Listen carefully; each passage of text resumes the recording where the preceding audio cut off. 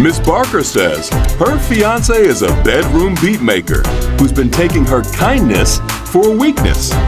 She's in court ready to drop the mic for good. Today on Divorce Court. Rodriguez. Thank you very much, Ms. Barker and Mr. Rodriguez. Pleasure to have you here in Divorce Court, and welcome everyone to today's case on Divorce Court. Ms. Barker and Mr. Rodriguez, you have been together for 8 years but engaged for the last 2 years. However, this couple is facing a crossroads. Ms. Barker does not know if she's ready to walk down the aisle. She has a lot of questions that she wants some answers to. Am I correct, Ms. Barker? Yes, Your Honor. Tell me why we're in court. I'm in court today because I'm tired of my fiance living on a dream and my dime. I am halfway checked out of this relationship, and I am here to issue him an ultimatum.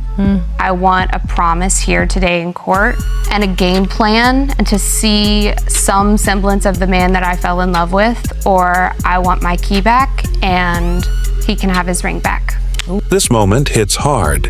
You can feel Miss Barker's pain hidden behind her strength. Taking off the ring in court is not just symbolic. It is the sound of a heart cracking but refusing to break completely. Sometimes the bravest thing a woman can do is say, "I am done accepting less." Meet, and what brings us to the point that we're in divorce court? We actually met when we were 5 years old Really? at summer camp. Oh, that's so cute. That is so cute. Okay. So I went to summer camp in California. When our parents came to pick us up, they told our parents that we were attached at the hip. But afterwards, we completely lost touch. And when I was in high school, I get a message from him on Facebook. He had found that photo and my name was written on the back. And so he sent me a message and we started to talk, and we just never stopped. There have been a lot of things along the way, my health issues. I'm a cancer survivor. Bravo. Thank you. Since I was 18 years old, I've had 14 surgeries. My God. My lower intestines, my appendix, half of my colon, and most recently a hysterectomy. Ooh, Miss Barker, do me a favor. Walk out here in the middle. Let me see you twirl, because you, this is, yes. Do a little twirl, yes.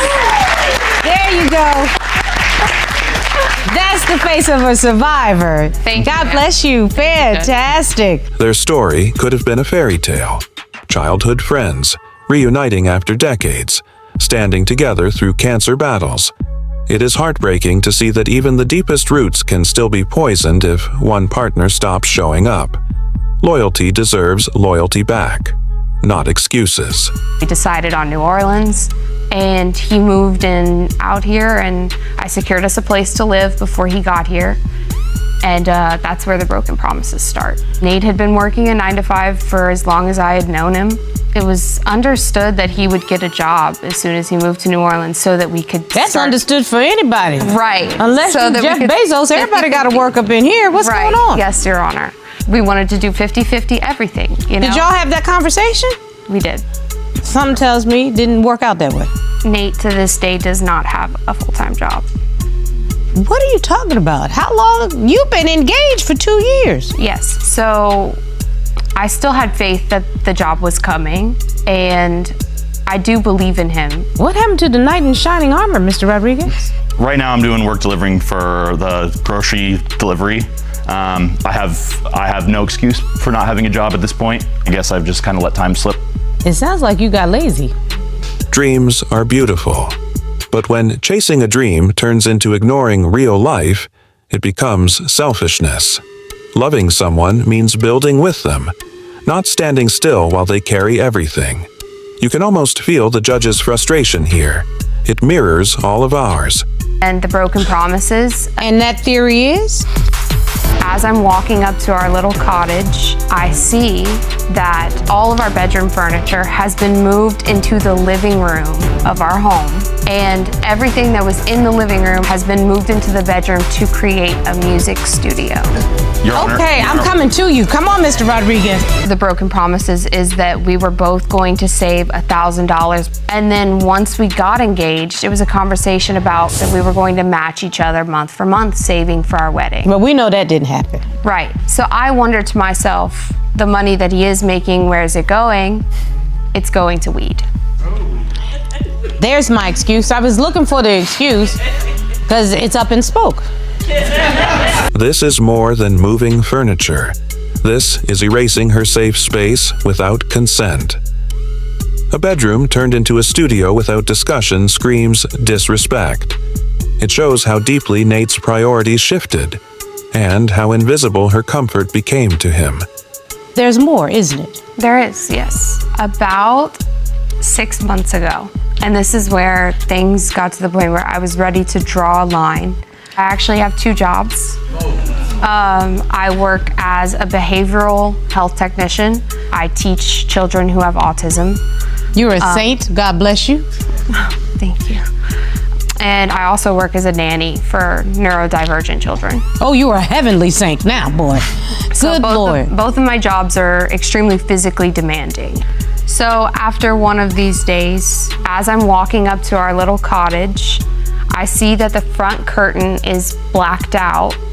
I see that our bed from our bedroom, which was my safe space, and all of our bedroom furniture has been moved into the living room of our home. And everything that was in the living room, our couch and everything like that, has been moved into the bedroom to create a music studio. And there it is. Weed over wedding savings. Getting high while your partner works 2 jobs to keep you both afloat is not a hobby. It is betrayal with a smile. Barker's silent heartbreak says everything words cannot. And I wake up in the middle of the night about 1 a.m. and I can hear Nate's music in the other room, but I see him sitting at the end of the bed. And I was really happy about that because it's very rare that he comes to bed with me. He usually stays up all night working on music. So I climbed up the bed and wrapped my arms around him. It was not him.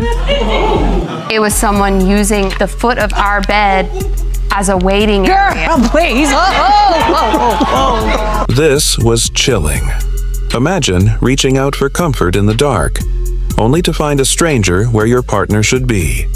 If that is not a sign from the universe screaming, "This is not your forever," then what is? You want a hard truth, Miss Barker? He did move for the music and the comfortable place to be. And he was a wonderful person to be there for at the hospital for you. Absolutely. I don't take anything away from what you did, Mr. Rodriguez. But whatever you did at that time, the spirit of laziness jumped on your shoulder. And you got too comfortable. And you started becoming a user. Plain and simple. You deserve better. Because nobody should be out there working 2 jobs when the person that they love and claims to love them is not working one. Mm-hmm. Nobody. And if you're gonna do it by yourself, do it by yourself.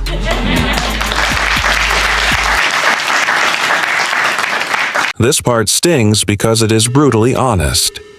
Sometimes people do start strong, but laziness, comfort, and selfishness eat away at who they once were. And if you do not stop it, you become collateral damage in someone else's downfall. If you want the man that you fell in love with and the man that you say Mr. Rodriguez has the potential to be, pack up all his stuff, that studio equipment, all of that, put it in some boxes and some crates, put it outside of that beautiful little cottage that is yours, and say to him, come back when you bring something to the table other than an appetite. That's how you get the man back. That's exactly the way you do it, okay? I need you to stand up, put your big girl shoes on, and say enough is enough. Are you able to do that? Or Judge Starr gave her the blueprint. Respect yourself enough to demand action, not promises. Pack up the excuses, the missed chances, and the broken dreams. And leave space only for love that shows up with both hands full. it's time for you to step up, Mr. Rodriguez. Step up and step out.